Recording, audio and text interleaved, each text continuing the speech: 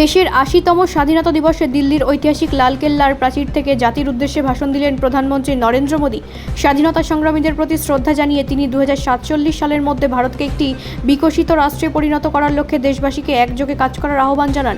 এদিনের ভাষণে প্রধানমন্ত্রীর বক্তব্যের অন্যতম গুরুত্বপূর্ণ দিক ছিল আত্মনির্ভর ভারত। বিদেশের ওপর নির্ভরতা কমিয়ে দেশের নিজস্ব সক্ষমতা, প্রযুক্তি, উৎপাদন ও অর্থনৈতিক শক্তি বাড়ানোর ওপর জোর দেন তিনি। তার বক্তব্য, আত্মনির্ভরতা ভারতের ভবিষ্যৎ উন্নয়নের অন্যতম প্রধান চাবিকাঠি।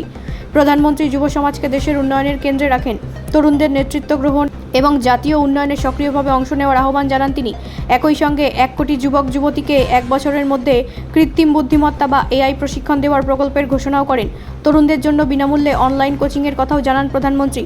ভাষণে উন্নয়নের পাশাপাশি শক্তিশালী জ্বালানির ব্যবহারের ওপর গুরুত্ব দেন মোদী। তিনি জানান, ভারতের পারমাণবিক শক্তির ক্ষেত্রে বড় লক্ষ্যমাত্রা নিয়েছে এবং ২০০ গিগাওয়াট পারমাণবিক শক্তির লক্ষ্যে এগোচ্ছে। পাশাপাশি ৫টি নতুন পারমাণবিক রিঅ্যাক্টর স্থাপনের পরিকল্পনার কথাও তুলে ধরেন তিনি। এদিনের অনুষ্ঠানের অন্যতম ঐতিহাসিক মুহূর্ত ছিল লালকেল্লায় বন্দে মাতরমের পূর্ণাঙ্গ পরিবেশন। জাতীয় সঙ্গীতের পাশাপাশি এই দেশাত্মবোধক গানটির ১৫০ বছর পূর্তিকেও বিশেষ গুরুত্ব দেওয়া হয়। দেশের সাম্প্রতিক বন্যা ও প্রাকৃতিক দুর্যোগেও ক্ষতিগ্রস্ত পরিবারগুলির প্রতিও সহমর্মিতা জানান প্রধানমন্ত্রী। তাদের পাশে থাকার এবং প্রয়োজনীয় সহায়তার আশ্বাস দেন তিনি।